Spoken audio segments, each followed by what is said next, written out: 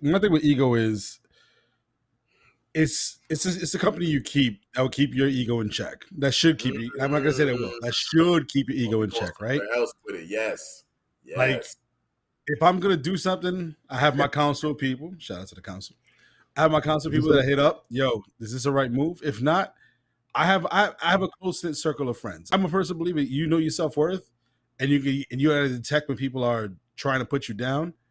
But if you value someone's word and opinion on it, then you got to put that. Then you can put that ego in check and sit back and learn. Like if you want to go into the kumite, you can't go day one. You got to learn how to fight. You got to break wood and do all the katas and all that stuff that they teach you, and you got to take it back a notch. You got to take a step back and learn. But if you know that you put the sweat equity into what you've done and what you're doing, equity. yes sir, Sweat equity. if you put all that work and all that practice. I got it right there. Did he say sweat equity? Yeah. How to say this? You got to keep your ego in check with your own humility. Yes. Right. You got to be humble. Somebody said it. Like me as a parent, I'm trying to raise my kids to be humble. Right. Mhm. I tell them no matter what you want to be in this world, you can do whatever you want, but be humble, be respectful, and understand that you got to put work into doing it. You got to have that humility in check, and that's where your ego can be used as a viable weapon to help you get better, or to not put you in situations where you're humiliated. Right. Anything can make or break a relationship. Anything from Exactly. general socialization to video games, right? But it's all relative to moderation and respecting each other's boundaries. Absolutely. Well said. When you're dating someone who has like an influence on something, right? Whether it be music or something creativity, that they're a public figure, or that people seek out to them for entertainment, or an entertainer, whatever. When you look for as that person, you have to look for that partner that's going to elevate you, not hold you back. Yes. And give you that support that you're not going to get from one of your quote unquote fans or viewers or listeners. You got to get that support. Like, no matter what, you had a bad week, I'm here for you. I'm gonna hold you down. That's what you need in the relationship. And it goes, this is going off on a tangent, but it's, as a social media influencer, and like I said, as an artist, you need that difference because if you're already influential to a bunch of people, they're all going to tell you exactly what you want to hear, because all they want to do is spend time with you, get close to you, and say that they know you. That's what you need different circles for, because sometimes it's just different things, different subjects, and there's different aspects of your personality that they gravitate to and they can be real with. I learned, especially with my divorce, having a female's point of view, knowing that certain things that I did wasn't completely right. Like, hey, you didn't do that right. That's it's a male thing to do, but from a female's perspective, that's not right. And it's like, oh, I value that person's opinion, and I know it's not malicious. Like, you fucked up, you made that mess. No, but it's an understanding, so that way you can build your character, and that's another important thing with the circles, is to build that character, is to build the best version of you. The way hip hop has influenced me, my first album ever, owning any album ever in my life, was whatever OPP was on by Naughty by Nature, my first cassette. My mom didn't know how raunchy those lyrics were, and how bad that album was. But at that time, it was very influential to me. But yeah, OPP was my first album, and I remember not being able to repeat 90% of the stuff that was on that album. But I grew up with like house music stuff, so like listening to that, it was very like hip hop influence as well. As we all know, like I took a very heavier turn towards my later age in life. But I, even when I was younger, I was very influenced with West Coast rap. I was like 7 years old, loving West Coast rap, because that's what you saw on MTV. I've always wanted a Cadillac with the hydraulics, and everything. I was big into G Funk. Okay. What else? Yeah, I mean, it all comes full circle, because like when I got into metal, the bands that I liked were very West Coast influenced, like Korn, from the West Coast, had Ice Cube on a couple of their songs. They have Snoop Dogg in a couple of their songs, and so okay, it's pretty cool. So like Korn and like Limp Bizkit was very heavily. Yes, I'm a Limp Bizkit. I did like Limp Bizkit when I was growing up. You did go for the Nookie. I did, of course. Always. but they're very hip hop influence. And then, not for anything, if it wasn't for hip hop, I wouldn't be here in general with you guys. I think movies are onto something, and I hope they don't oversaturate it too much with too much '90s hip hop, because '90s hip hop is timeless in my opinion. It's one of those things that, like, how certain music is just, no matter what year it is, you can still listen to it and it still hits the same way, or it increases the value because you have nostalgia added to it, right? But like the Transformers, I remember like going with Jay, like, yo, they're playing this, yo, what? And then, not for nothing, the fact that they were playing I Like a Raw and You know what I'm saying? Turtles, I was like, excuse you? Right. Obviously heavily censored, but I was, Hey, listen, it's for the kids. You know what I'm saying? but yeah, hip hop is a strong statement, man. I mean, I'm happy that it lasted 50 years. Plus, still Yeah, plus, going. of course. Um, it inspires a lot of music that I listen to, because if you look at the roots of hip hop, it's like from funk, and funk goes into everything. If you go into like the nest of music, I now like I went through some self reflection the last year or so, and the one thing is just I don't want to be homeless. Like, being at the point where I have nothing to call my own is a fear. You know, I feel for the homeless, and unfortunately, that's another stem of discussion where it ties into mental health. But Yeah. when all the cards are down, and you realize every door for you is closed, and you are now relying on literally either the generosity or the programs that are lack thereof, Right. to get yourself out of it. It's something that I do fear. Like, yeah, I'm 37. I don't have anything underneath my name, or I don't have a place to call home. And it's not where I want to be. Thankfully now I'm in a situation where there's growth. And you know me, I got to pull out a J. Cole quote or a Joe Budden quote. Let's do it. What But you there's got? beauty in the struggle too, right? Like, the problem is too is you see a homeless person on the street, right? Or not even a homeless person who's hopped up on some medication. Substance, right? We incarcerate them, right? They do some time, but are we doing anything with that? No, there's no Yeah. there's no real mental health therapy for them in jail. They just just make sure he's off of it, and just treat and this is society as a whole. We don't treat preventative care. We do symptom care, right? Oh, you got a cold, you got a cough, here's your cough. Take this. Yep. That's it. And we're just putting band-aids on these big and open wounds. And it's like with the shootings and stuff, that's obviously that's a mental cry. And we don't really look into that. We're quick to blame the video games, we're quick to blame X, Y, and Z, except the real problem. And we don't and if we do blame, we do nothing about it. And problem sadly, is Twitch. it's tragically that men get the stigma. And that's society, that's media, that's people looking at Kim Kardashian like she's like the definition of woman. No, no. If it's for business use, I care about what you can do. Can you perform? Are you reliable? Then by all means, if you want to look like Roz from Monsters Inc., knock yourself out. Come in a bata. I don't give a fuck. Just work. Okay. And what about outside of real quick before anybody else goes? What about outside of professional life? What about in your personal life?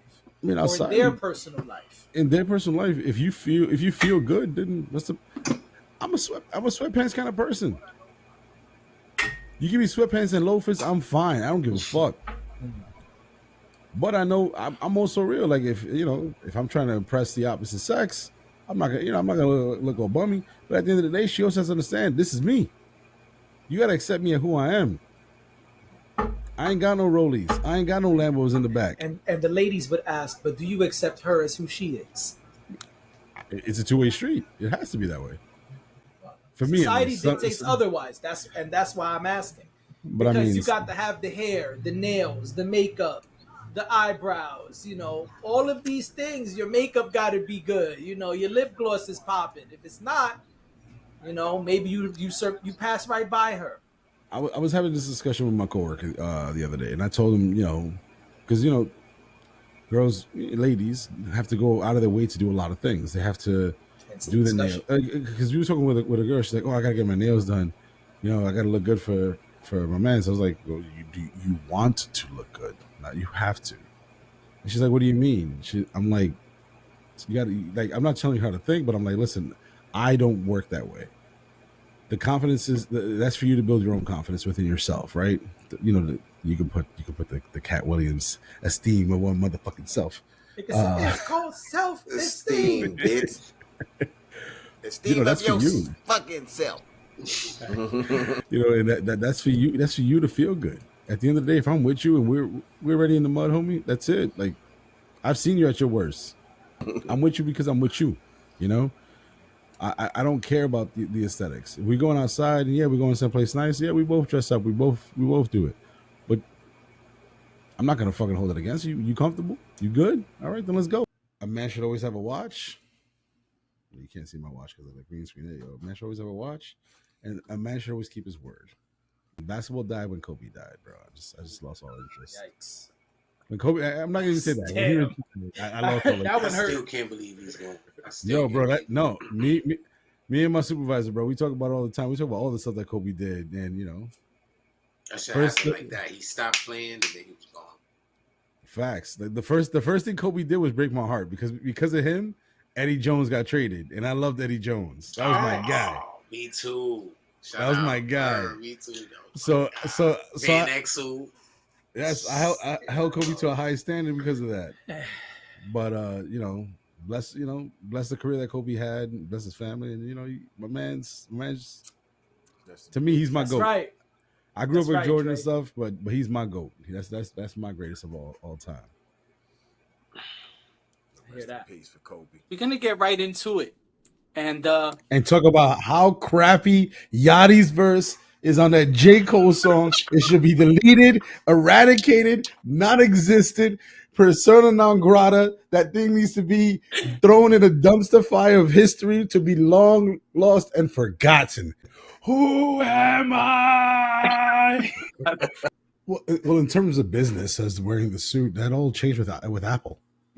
Them becoming pop culture, right? When Apple and Google and all these corporations that started taking over, they wanted their employees to feel comfortable. So why wear pressed pants and a shirt all day when you're going to be sitting down behind a computer? Who are you impressing? The screen? No, right? So they got rid of the old guard of the conformity that we had to wear the 3-piece suit or the button downs and the girls with the pencil skirts and stuff like that. They got rid of that stuff because at the end of the day, they want people comfortable, which now you see it in most office settings because businesses now mimic Google and Apple in their practices in that sense, where it's a more lax approach, right? Yeah. In my last job, my last office job, my boss, my supervisor hated it. No, everybody's got to come in here, slacks, shirt, no skirts above the knees. Meanwhile, upstairs, every other department, they come in sweats, they come in joggers, they come in whatever they want. And we're the lowest people on the totem pole, and she's holding us to this guard. And I'm just like, and I get it, it's because it's the mentality that she had of the time that she grew up with.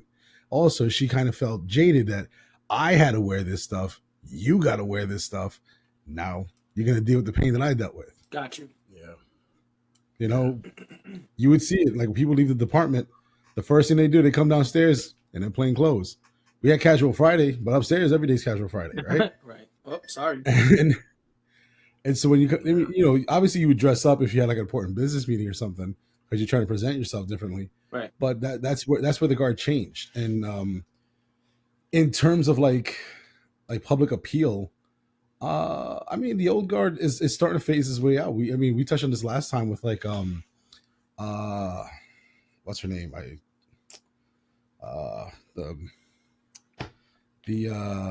What's her Last pod you were talking about Ashley Graham. there we go, Ashley Graham. I'm sorry. I got you. Thank you. How Ashley Graham changed the guard for models, and there's still people out there who want their skinny pencil, shaped models where, clothing doesn't work that way. Girls don't have a pencil shape. There's all kinds of shapes, and with men it's the same thing too. Where it's that borderline of comfort and yet like looking well presented. Like I could wear joggers all day, jogging pants all day, but jogging pants get dirty or they get stretched out or they get they don't look the same. They look worn, right? But if you come with like khakis, some loose fitting khakis and stuff, which is still can be considered casual wear, you can still look appealing. In terms of like a relationship, like I can't date a girl because she don't shave or she doesn't do that. At the end of the day, I said it last time, I want my person comfortable. I want my partner to be comfortable in whatever there is. If I can accept their comfort, what they like, then there's bigger problems to be held. Right. Obviously, I'm not. If there's a hygiene problem, then that's different. I mean, it's not different. It's in that same boat, right? But that's where you have to be upfront. And you have to be honest, just like in any relationship, where like, yo, listen, I get it. You like it. I'm not a fan of it. Is there a compromise we can hit here or something? But that's me. There's some people out there who like that stuff, and it's fine. Mm-hmm. But in any relationship, it's all about the communication and understanding those lines, where understanding the likes, and if you're going to be with that person, accepting the stuff that you don't like. And that's the key word, is accepting what you don't like. Mm-hmm. Because once you agree to it, that's it. You deal with it. You have no weight in an argument. Right. That you drew that line in the sand. I'm okay with it. Don't bring it up 2 years later. Yeah. But what do you feel? Do you think there is? Whoops, couldn't find my water. Do you think that there's a big divide, and men have a more lax, or like Dre said there's kind of a lack of beauty standards for men. What are your thoughts on that? In terms of what, of like sex appeal or business? No, in life, period. A woman has to, like we said last pod, society expects women to do a list of things. When it comes to men, we don't have that long list that the women have. Then that doesn't apply to me, because I don't care what society says. I don't conform to what society does. That's my stance on it. Society does what for me? Nothing. That's it. What is little old me gonna do to change or to improve or to make a stance against society? Right. All they're gonna do is follow trends, because all Drake has to do is put the Hector Macho Camacho curl, and I bet you there's 1,000 people with the Hector Macho Camacho curl. There goes society accepting that. Yeah, I agree with that. Because at the end of the day, we all know our stances, each other's stances here on religion. But if you're there to go to church, you're there to go to church.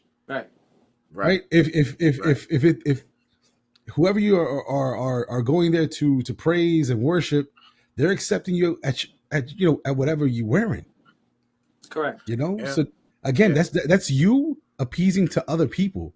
You're not doing that for you. You're doing that for other people.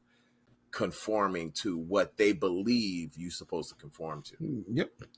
And to continue on with that a little bit more, music weighs heavily. Yes, just like you say, reggae. If you think about it, disco change. It was another change from conformity, to new wave. Because people were dressing like they're dead, like they're zombies. What happened in the 90s when the trend came back? I went to school looking like these quote unquote zombies. Right. A lot of people that I went to school with, there is a counterculture in every era that we live in. Yes, right now, we have the hipsters, right? We're not hipsters, but at the end of the day, they are hipsters out there. And that's them, that's their culture, but that's fine. They're happy who they are. Back in the day, a girl, a woman couldn't have a tattoo. Now you see a girl with a tattoo, damn, she fine, piercings and all this stuff. Everything changes. Oh yeah. Yeah, you're right. That stat quo of what you're supposed to look like is now, and I'm happy. It's as long as it's liberating. And again, the most important thing, if you're happy with yourself, then that's it. Yeah. So when you said bro hug, I looked it up on Google, right? Oh, again, I have 3 monitors.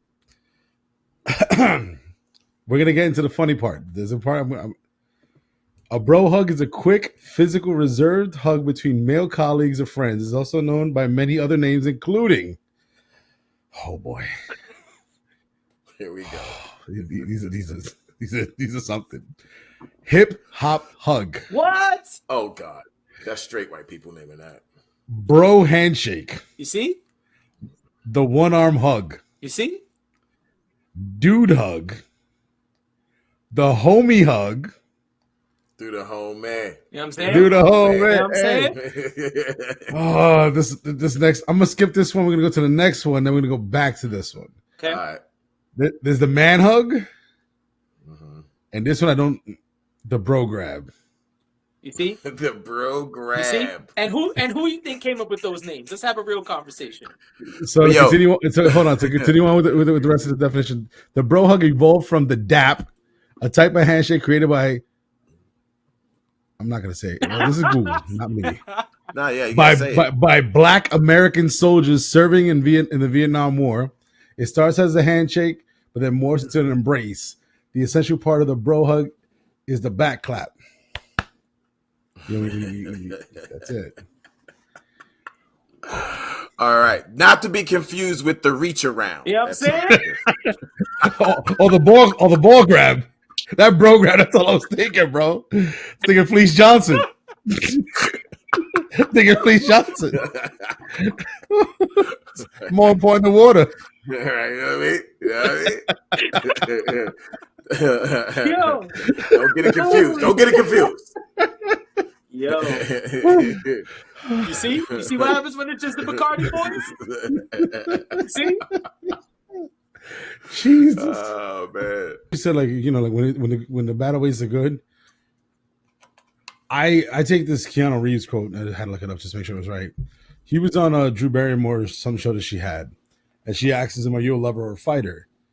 He says, "You have to be both. You have to be a fighter."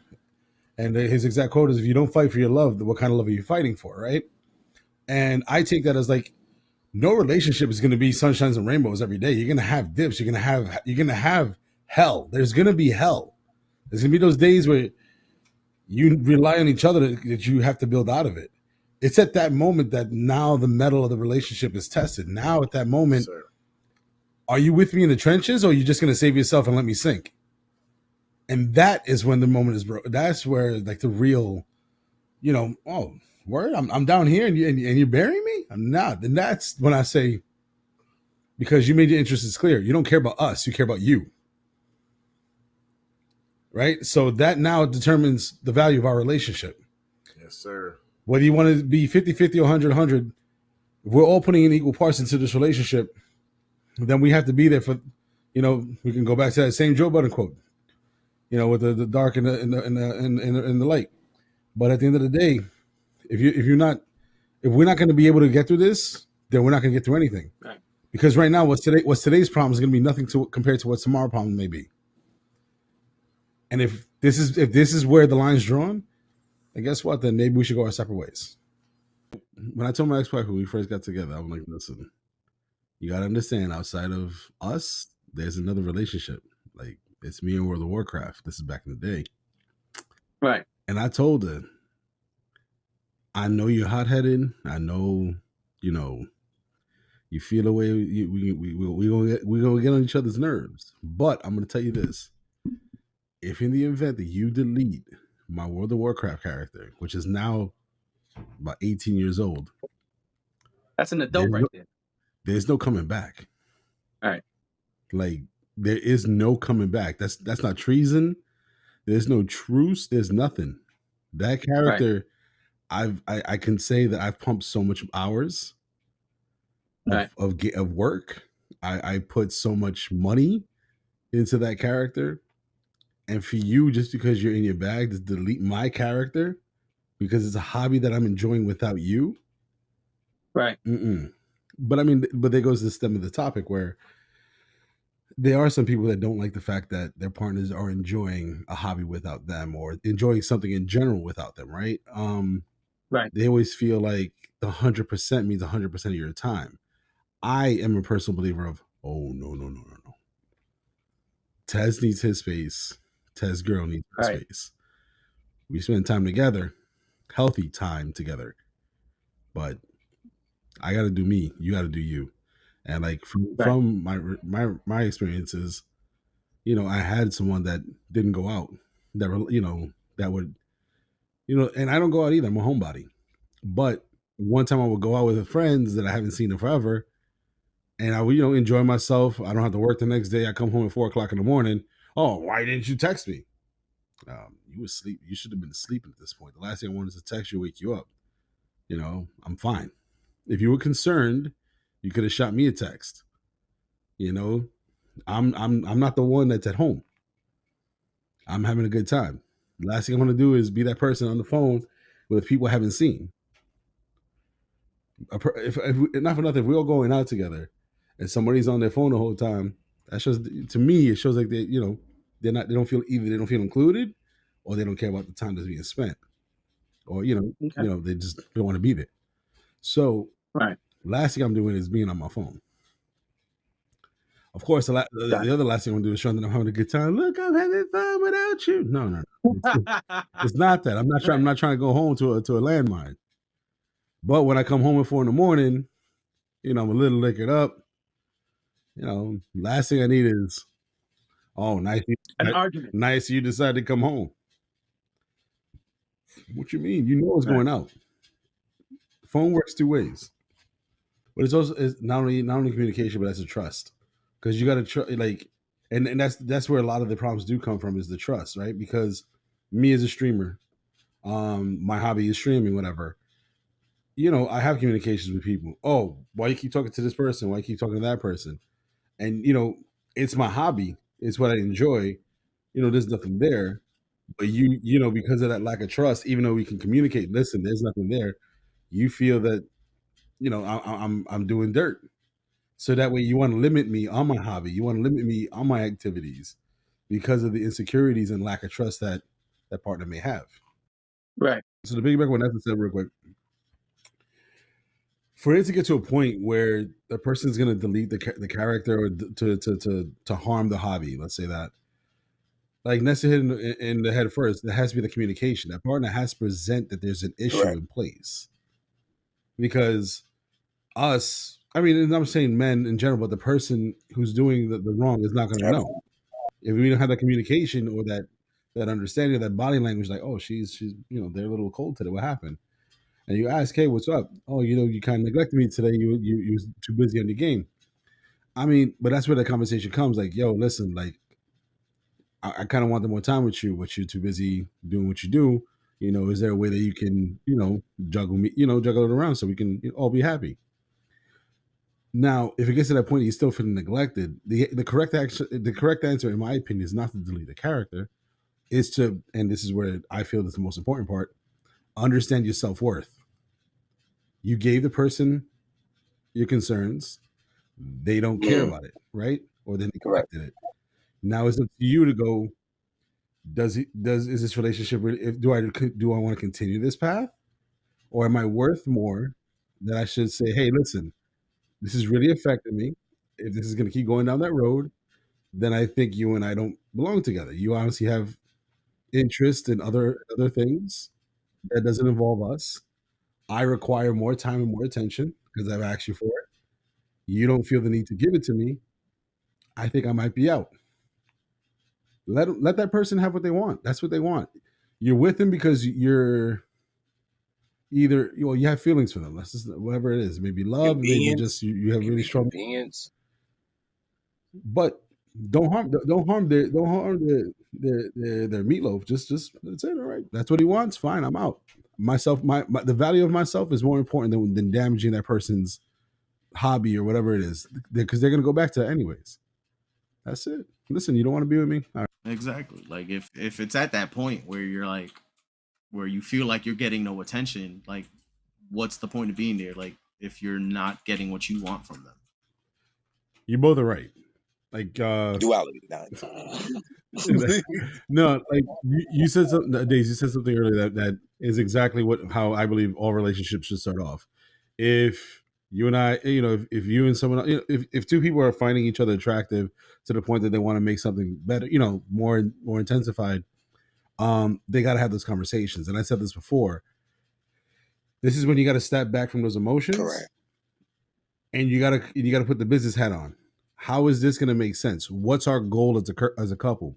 What are the problems that could arise? In those problems will be the hobbies.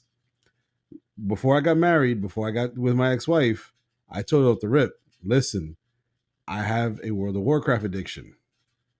However, with you in my life, if we're going to get more serious, there are certain days that I'm required to play. Every other day is free. That could be our time. You know, eventually she got mad because Wednesdays was a no. But you know, at the end of the day, this is what I warned you about. And these are those conversations. You got to have those unpleasant conversations where, yeah, you're not going to think of every problem from A to Z. But if you can start thinking about that, it's like a business spirit. You're going to think about what can you offer in a relationship?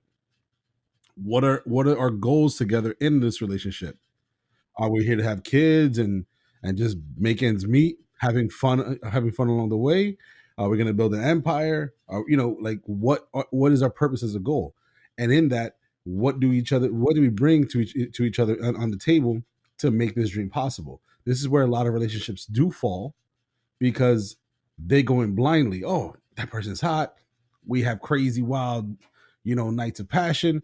But then after that, now what?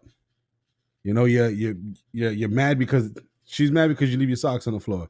You're mad because she leaves a dirty makeup brush on the thing. But again, this is communication parts, right? If you know, hey, listen, I'm a sloppy person. If if cleaning is if cleaning is not my thing, cleaning is not your thing, we're gonna get on each other about that. I'm not cleaning that. That's hers. I'm not cleaning that. That's his. And you guys gotta have those healthy conversations and also have healthy discourse to approach a problem where you're not Ewing, like, hey, listen, Ewing? No. When that's a big problem in relationships. Oh, that's a term. Every time I come home, yeah. Every time I come home, you do this, you do that. I thought of Patrick. I was like, you mean Patrick Ewing? Right. You gotta say Patrick. 33 on the list. No, because like a healthy would have an argument or a healthy would have an argument or debate is never to say you. Yeah. It's to avoid that, right? And avoid me, but you say I instead. And we, right? I and it's we. like yeah. Like, but that's the whole point too. You have to use that we because we're a team. So I come home and you're upset that food isn't made, honey. We got to do better. What can I do to make everything better so that we can approach this? Because everything's a team, right? If I'm the breadwinner, she stays home, or vice versa. There's that communication. Because last thing, if she works all day, the last thing she wants to do is come home and cook and clean. Correct. If I'm home all day, then my part as a team is to cook and clean. This is our house. This is our empire. This is our mission statement as a couple. Correct. Last thing you want is your mom's comes through and what's this expired bread on the table, bro? I think I'm more mold than penicillin. Right. It's true though.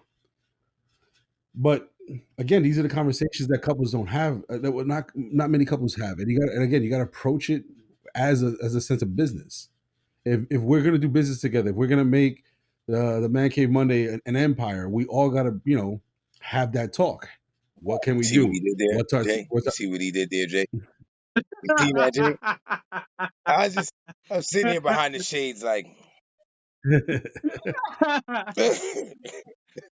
Listen, I'm the king of segues. That was a slick seg. No, but seriously, like, to circle it back, when it comes to the hobby, we can't get mad at each other's hobbies, especially when it's presented early on. As a couple, my job is to like inspire your hobby. Do you find a way to incorporate them? Yes and no, right? Because like the thing is, I'm with somebody right now. She does YouTube. She does her own streams and stuff. I don't want to over encapsulate her stream. That's her space. That's her place to feel free. I support. If they want me there, I'm there. But for me to be like, oh, you doing that? Let me get on. Oh, you playing this game? Let me play with you. Like, that's your space. It's like if she's an artist, do I got to be on all her tracks? No. Swiss Beats ain't on every Alicia Keys track and vice versa. Yeah, no, well, you answered it. You gave support. That's what I meant when I say, make them feel, just giving that strong support. And that's but where... Tez, you don't think that sometimes things just happen? You don't think that sometimes, because it's kind of responding to you and Days, right? You guys are talking a lot about speaking prior, which I totally agree with and practice myself. But you don't think things just pop up sometimes? Like a person start a new job, now they've switched things up, or Tez taught them about some cool thing, and now they always want to do the cool thing. You don't think that happens too?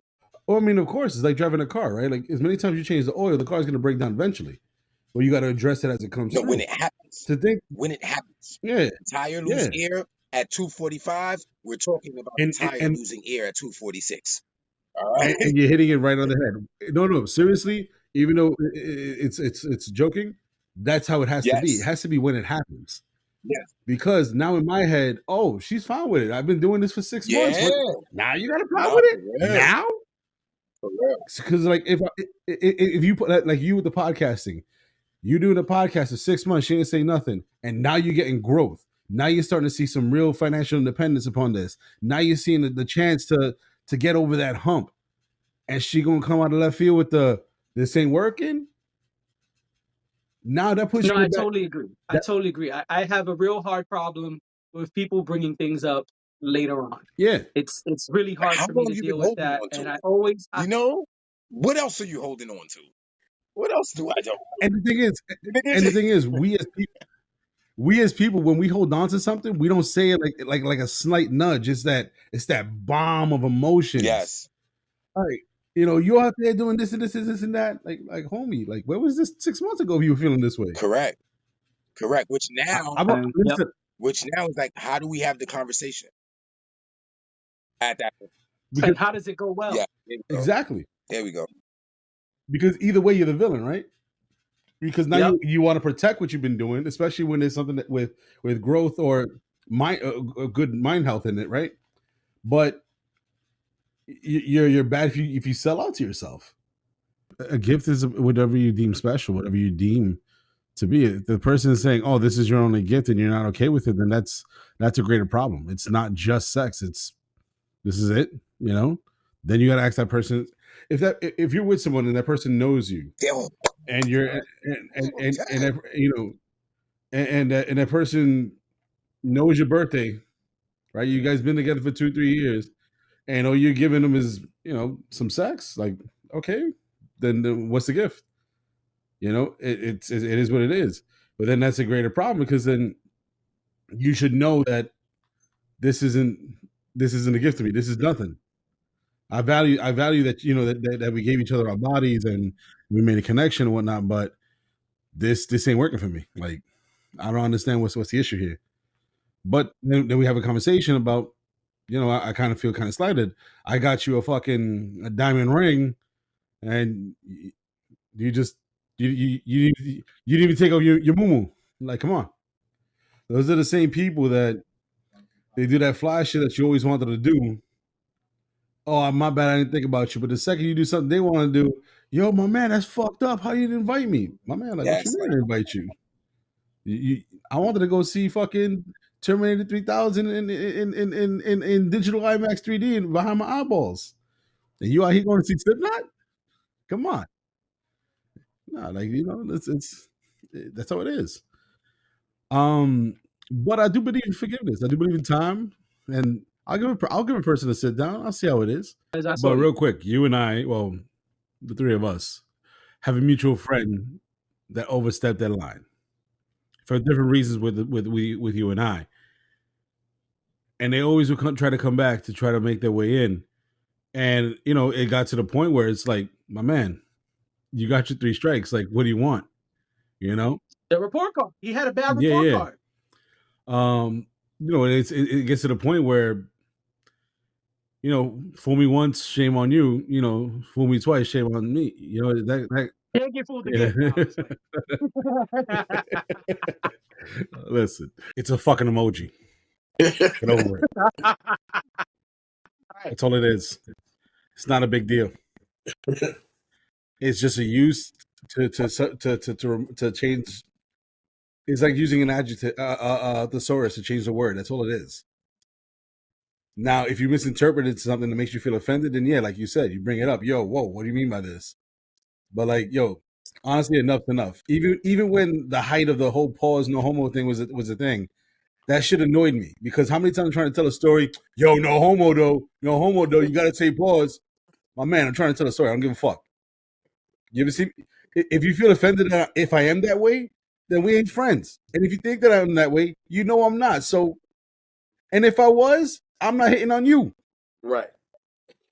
Right. Your insecurities and and the way you are uncomfortable has nothing to do with what I'm trying to say right now.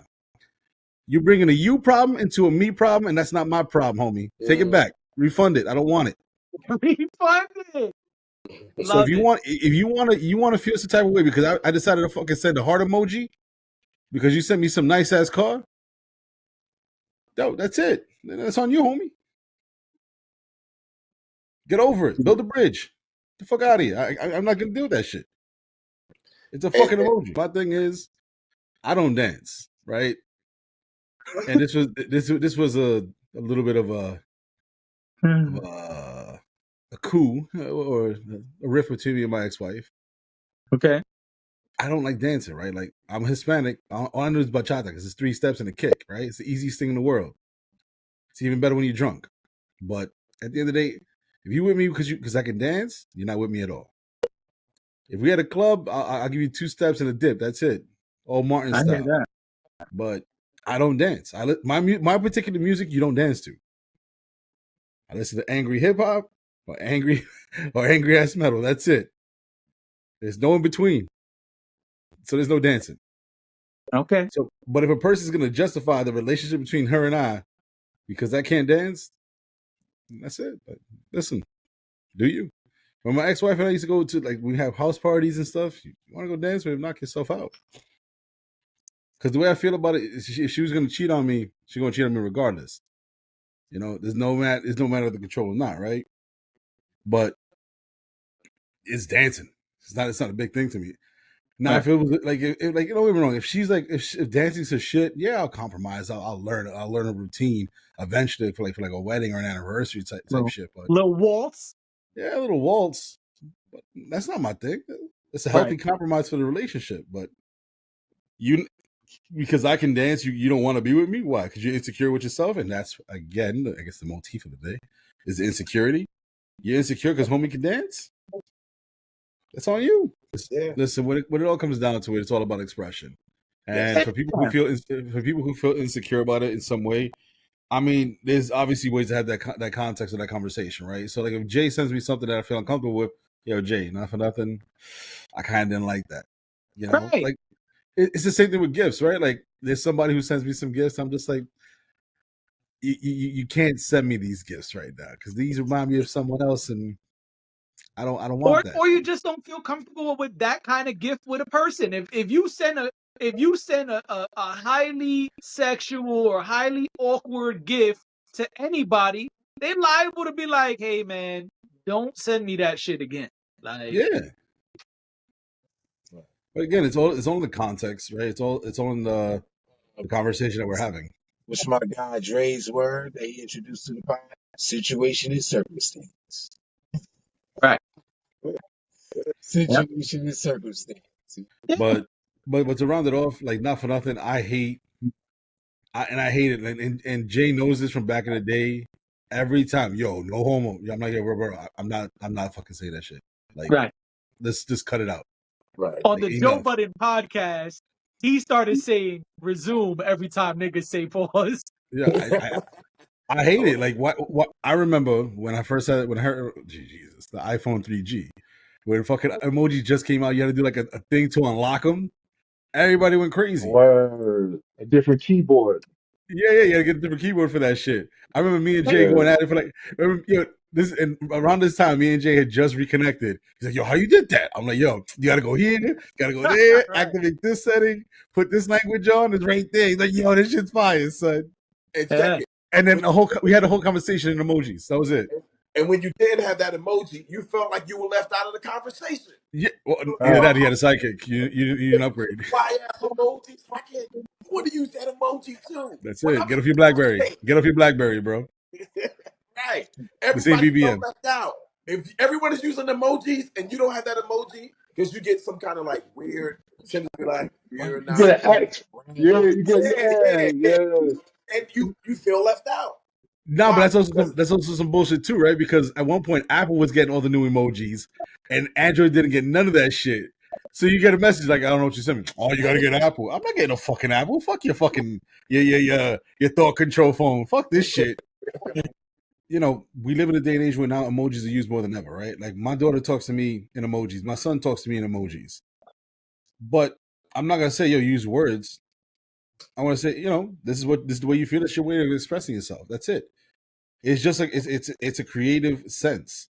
The more we try to limit each other, the less we evolve as humans. mm, Everybody has fears, right? Everybody has, uh, places they don't want to be in or things they don't want to do. My greatest fears are what I believe it should be anybody's greatest fears is one, as a parent, to be a failure to my kids in any aspect of those words, as we've discussed. I want my kids. I want to equip my kids with the best tools possible to be leaders, to be not leaders of others, but most importantly themselves. yes, I want them to realize if they're in a sticky situation, they can, do the work and get out of it. Make your own situation. Obviously we want our kids to be kings and queens and rulers and owners and all that stuff. But realistically, all we can teach our kids is look at my suffering. You see how I don't like it? Don't do my choices. And just understand perseverance and most importantly, the one thing I want them to learn is being humble. I want my kids to be humble for everything. Life is taken every day. You lose a little bit of life every day, and tomorrow's not granted. So, with that said, you make every day as if it's your last. No, because Listen, he's doing Ali this. want to be a part of the pod. No, no, He no. said, He's "Is doing there this. a boy cave?"